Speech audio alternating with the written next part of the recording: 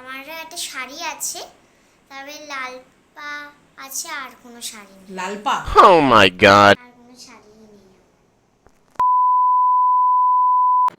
Hello everyone, Angel Roy lifestyle and ব্লগে তোমাদের সবাইকে স্বাগত।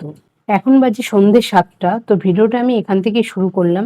তো দেখো, এখন কিন্তু আমাদের এক জায়গায় নেমন্তন্ন আছে, তো সেখানে যাব বলেই রেডি হয়েছি। তোমরা হয়তো অনেকেই ভাবছো যে এই অবস্থাতে আবার নেমন্তন্ন বাড়িতে, আসলে সেরকম ব্যাপার নয়। যেহেতু আমি যদি না যাই তাহলে তোমার দাদাও যাবে না, তোমার দাদা না গেলে আপনার মেয়েরও যাওয়া হবে না। ও যেহেতু ঘরের মধ্যে অল টাইম মানে থাকে, কেউ সেরকম কারোর সাথে মেশা টেশা বলো বা বাইরে কোথাও বেরোয় না। তো একটু আধটু এদিক ওদিক নেমন্তন্ন পড়লে না ওকে সেটাকে অ্যাটেন্ড করানোর চেষ্টা করি। তো তার জন্য আমিও রেডি হয়েছি। এইবার আমি তোমাদের সাথে শেয়ার করব যে 9 মাসের চেক আপে গিয়ে ডাক্তার আমাদেরকে কি কি বললেন। দেখো, আমি তোমাদেরকে আগেই বলেছি যে যেহেতু বাচ্চাটা ব্রিজ পজিশনে আছে, মানে পাটা নিচের দিকে, মাথাটা উপর দিকে, তো সেক্ষেত্রে কিন্তু প্রচন্ড পরিমাণে বিপদের কারণ এটা। ঠিক আছে, সিজার তো আমাকে এমনিতেও করতে হবে, অমনিতেও করতে হবে। তাছাড়াও যেটা আরো একটা বড় কারণ, সেটা হচ্ছে ওই যে নাড়িটা থাকে না, ওই নাড়িটা না 3টে গিঁট পড়ে গেছে।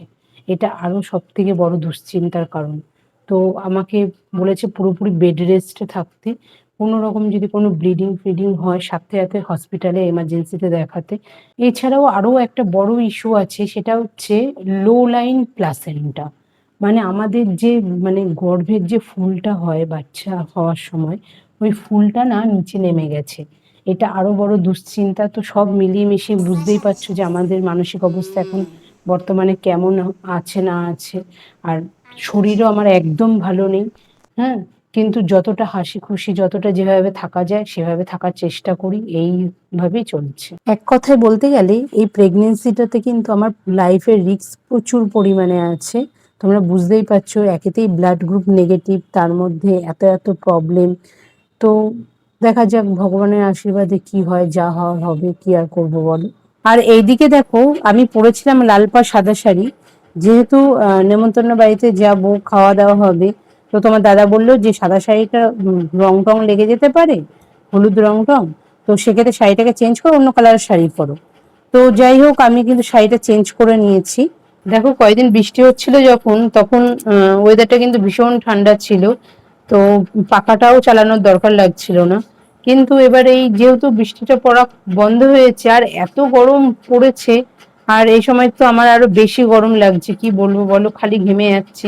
আর শাড়ি পরা মানে যেন মনে হচ্ছে একটা শাস্তি।